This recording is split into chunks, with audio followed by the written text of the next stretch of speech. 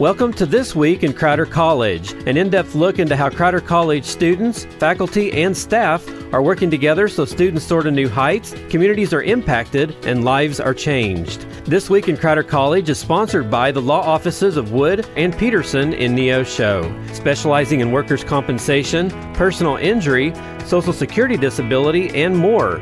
Learn more online at neoshoattorney.com. Now here's this week's edition of This Week in Crowder College. Good morning, Four States. This is Luke Taylor, and welcome to another episode of This Week in Crowder College. We are on the phone once again today with Cindy Brown. She is the Director of Public Information out there at the college and an expert really on all things Crowder, and so we're grateful for her time. Hey, Cindy, thanks for joining us again. Well, thanks for the compliment, Luke. Well, it just fascinates me no matter what we're talking about. I mean, if it's Crowder related, you know the ins and outs of it. And so today we're going to be talking about the Quill and what's going on over there. So the Quill recently awarded their magazine winners, and it's an exciting contest, actually, because it's one of the very few that is free, and it's a literary and art magazine that's put together and judged by our students. So for 2024, we had 694 entries. So that could be high school students, community members, could be our college students as well as faculty and staff. Anybody who's interested in entering can. Out of that 694 entries, we whittled it down to, the class whittled it down to 103 award winners that were published. And I probably should let you actually do this story, Luke, because you, when you were a student here, and even before you were a student, participated in this, as well as were part of putting it together. So you probably know as much or more about it than I do. Well, yeah, I remember as a teenager, I'd sent stuff in that was that then they published it, and so I got published in a magazine even before I was an adult, and that was pretty cool. And they do a little award ceremony too, where they recognize everybody who was an award winner. And so then a few years later, as a student at Crowder, I got to be then part of that judging staff and putting together the magazine itself. And so there's a lot of good memories being involved in that. Yeah, and it wasn't that long ago that you were a teenager and before college, but this magazine actually began in 1980. And so each spring it's published with a February 1 deadline. So that's a quick turnaround for students to figure out in class, okay, we have all these entries, and now we've got to determine who the winners are and then go from there. We talk about some of the categories that were in there. I didn't ask you what you entered in the competition before you were a Crowder student. Right. And I don't know if the categories ever changed over the years. I think I was, I'd done a nonfiction writing, something that I had written back then. Right. And so, yes, we still have nonfiction today. Okay. Nonfiction and fiction, poetry, 2D art and 3D art. Something new that's been added to it, too, is digital art. So we have a lot. So that would be fairly new. I'm sure it was there when you were there, but obviously not back in 1980. Mm-hmm. We have color photography and then, of course, black and white photography. And like I said, the magazine is free to enter. One of the cool things, though, that comes out of it, so of all those winners, the ones that are high school seniors that were awarded the gold winners win a scholarship if they plan to attend Crowder College. Mm. Well, yeah, so it makes it a little extra special for them. And yeah, there's an enticement right there, too. A lot of young people who are getting close to college age, something that could give them just a little boost right there as they're preparing for college. Exactly. And, what better opportunity to showcase your talents, whether it be writing, poetry, art, photography, whatever it is. These magazines are available if somebody's looking for one. We have them here at the college, so you can get one free. And then, of course, the ones who won and anyone who entered would be able to get one as well.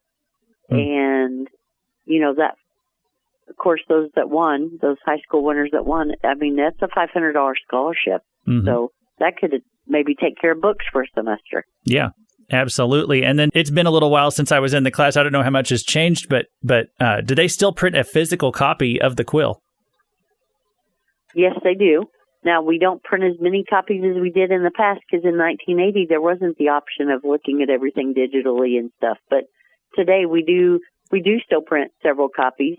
But you can also go to crowderquill.com and see the actual digital version of it. So you can read that, look through it, and just, see all the beautiful artwork, photography, read the stories and poetry. And so I think that's nice, too, because it gives people outside of here an opportunity to see it.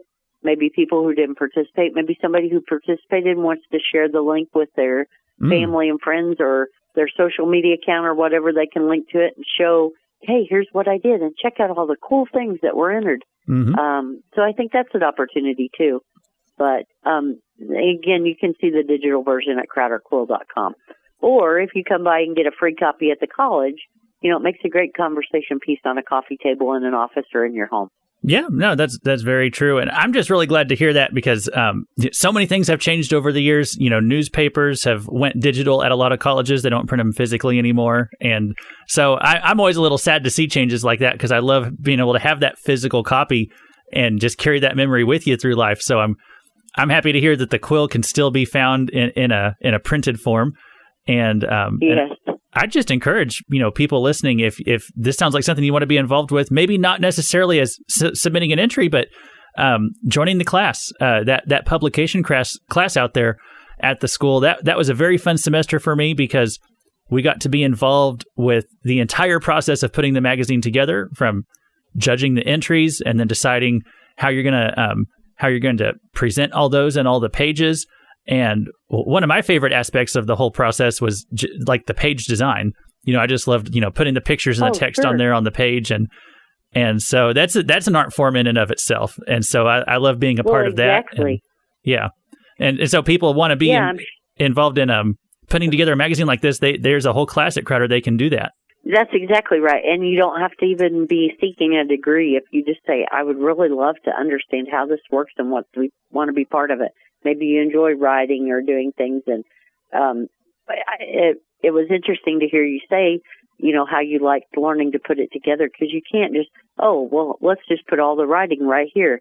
One might fill a page and the next one might fill 2 or 3 pages. And how do we do this? And how do we lay this out so it's a pleasing piece to the eye and fill that space, but yet not overwhelm the space? So there's a lot more to it than just, okay, let's just photocopy everything and throw them all in a book and put a binding on it. So I think that's a great thing to learn, as well as seeing the different, just learning the different skills. How do you do that? One of the things that we did that I remember transitioning years ago is, well, you have photography in there, so let's use our photography to take pictures of the entries. So if somebody wants to enter a ceramic bowl that they've made or something in the 3D art, we still need a picture of that to put in the magazine.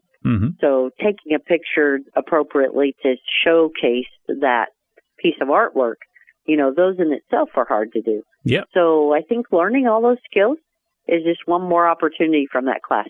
It makes a very well-rounded person by the time you're done, because you can add a lot of things to your resume after taking that class, especially if you're interested in any kind of graphics or art or even just publication. Yeah, it is not the kind of class where you just go and sit at a desk and someone talks to you for 45 minutes. I mean, that is a very hands-on class and just a lot of fun, too. So people should check that out. Oh, I bet. Yeah, and so the best place to go if they want to find out more, they can go get that physical copy there at the college. But right now, they can go to crowderquill.com and learn about getting started with submitting an entry and what all that has available. Right. They can start submitting entries later this year. The deadline is always February 1.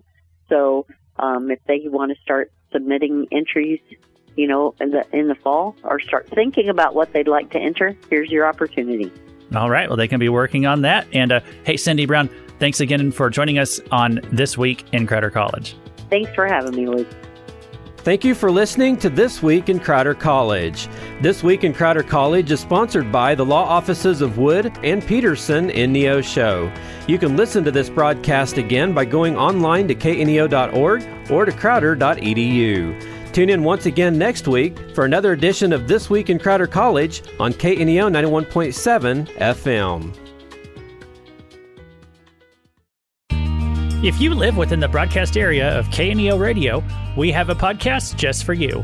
The KNEO Community Connection keeps your finger on the pulse of what's coming up in the four-state area, telling you about upcoming events you don't want to miss, organizations in our communities doing great work, and conversations with the dynamic citizens who are behind it all. There's a lot going on around you that you don't want to miss. This is Luke Taylor. Join me each week as we talk about what's happening with the people who are making it happen. Brought to you by KNEO Radio 91.7 FM and the Sky High Podcast Network. Subscribe today wherever you get your podcasts.